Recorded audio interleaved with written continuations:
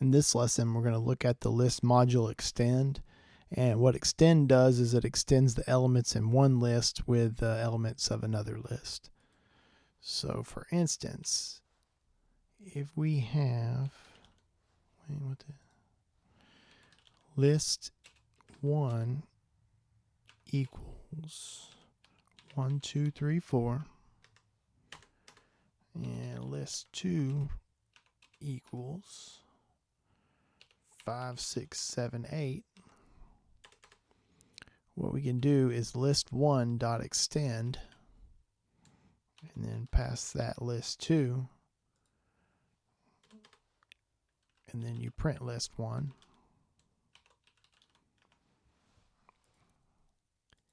And you'll see that we got 1 through 8 now. So list 1 and list 2 have been combined into list 1.